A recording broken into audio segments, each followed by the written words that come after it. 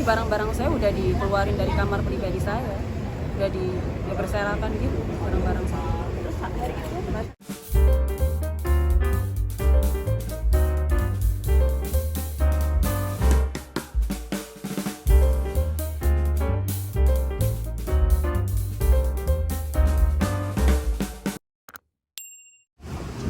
Ya, sekarang gimana nih?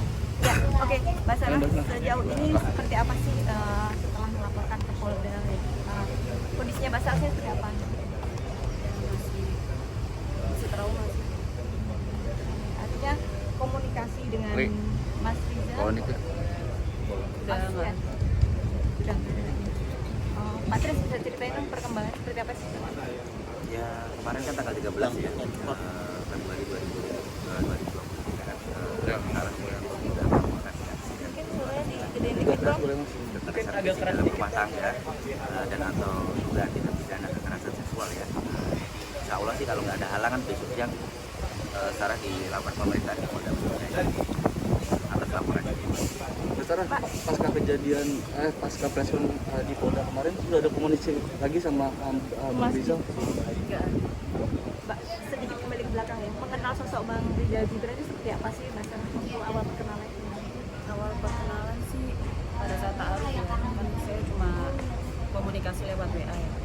Pada saat ta'aruf itu saya kira ya dia orangnya baik, ya bijaksana, terus penyayang. Nggak taunya setelah udah priwet itu udah mulai kelihatan tuh karakter aslinya, yang temperamen, yang posesif, yang suka marah-marah, itu udah mulai kelihatan. Setelah pernikahan malah berlanjut sampai KDRT. Apa sih yang membuat Mbak Sarah akhirnya terima ya dijodohkan dengan keluarga?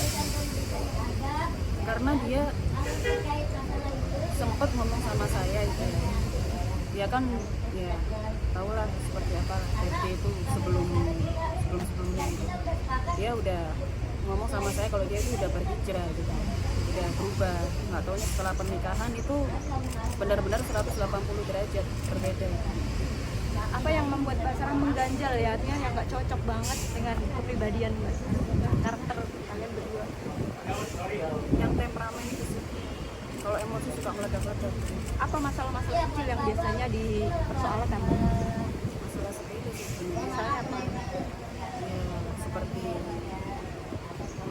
pulang malam itu saya ngomongnya baik-baik, dianya nggak taunya marah-marah. Padahal saya tanyanya ya baik-baik gitu loh, kenapa kok pulangnya sampai selarut ini, jam 2, jam 3, nggak taunya dia dalam keadaan mabuk gitu. Tapi biasanya kayak gitu yang minta maaf duluan siapa yang sering ngalah kalau ada persoalan?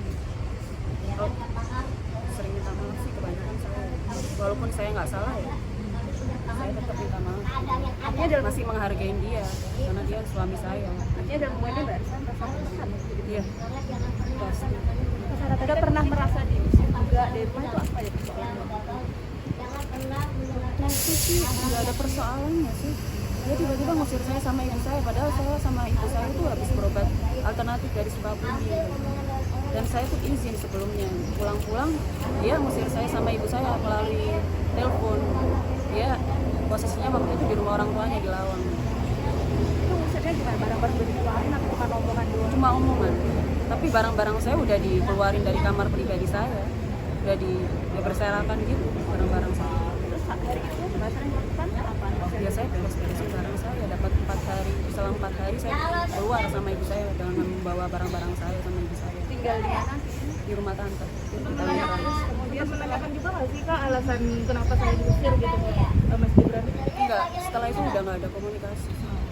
KDRT yang dialamin apa aja Kak? Pernah secara seksual dia katanya tidak cocok itu kenapa? Apa emang ada yang aneh? Karena menyimpang sih, nggak sesuai dengan agama Islam.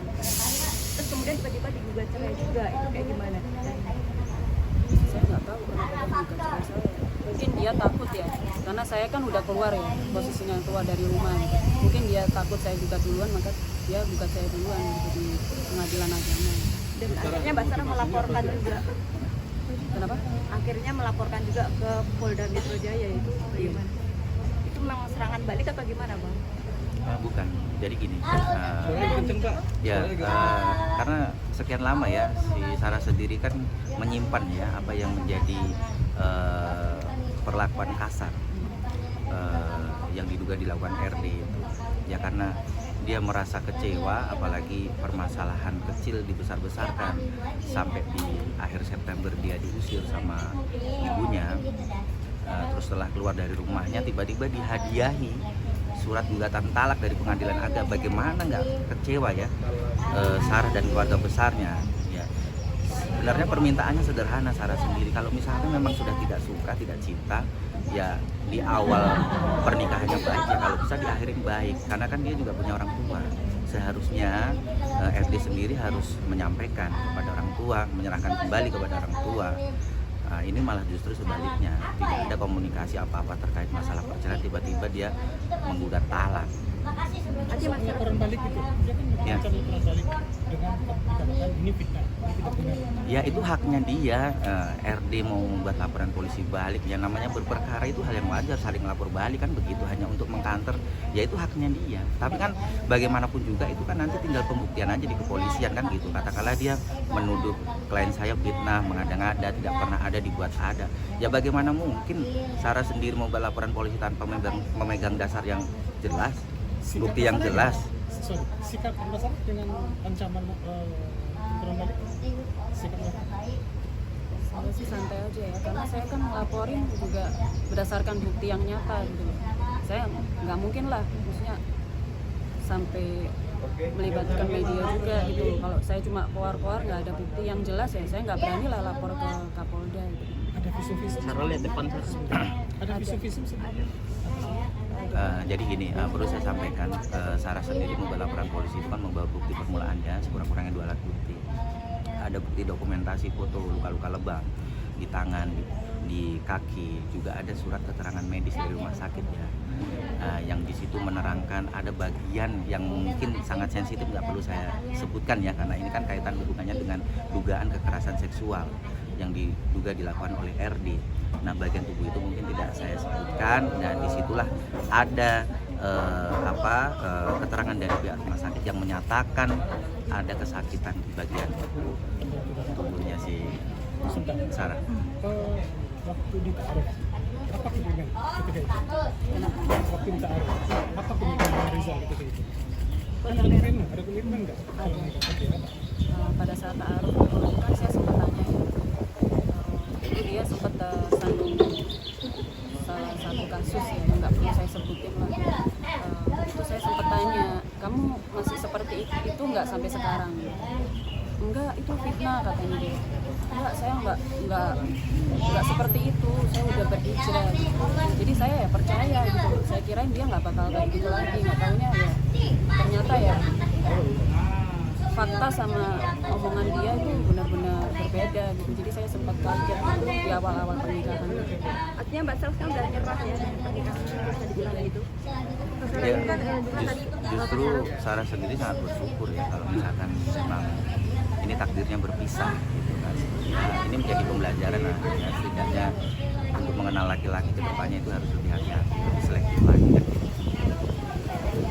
Ada kelegaan sendiri Mbak Sarah setelah saat ini setelah Sedikit lega sih setelah melaporkan hakim. Karena saya di sini sebenarnya nggak pengen ya, maksudnya nggak pengen sampai serame ini gitu loh. Saya cuma butuh keadilan aja, karena emang nggak ada komunikasi setelah saya diusir dari rumah dia itu. Saya cuma butuh keadilan aja gitu loh. Ya karena dia nggak ada penyesalan juga, jadi ya saya memberanikan diri. Sebenarnya saya masih trauma gitu, setiap ditanya tuh apa ya, kayak menggores muka lama gitu. Jadi benar-benar trauma sampai sekarang sih. ada Tapi kegiatan yang membuat akhirnya Mbak Sarah ini apa sih yang membuat akhirnya RD ini yang berubah sikap 180 derajat sampai akhirnya menjadi pribadi yang temperamen, yang marah-marah tanpa sebab nggak jelas gitu. Ada ini nggak, maksudnya alasan tertentu, dan itu apa yang Mbak Sarah tahu? Nggak ada sih, dia selalu cari-cari kesalahan saya malah. Yang saya sampai sempat bertanya, emang saya salah apa gitu loh, kalau maksudnya sampai kamu marah-marah seperti ini, saya salah apa? Kalau saya ada kesalahan itu ya diingatkan lah, maksudnya diingatkan secara baik-baik gitu loh, diomongin secara baik-baik, nggak perlu kamu sampai teriak-teriak kayak gini gitu.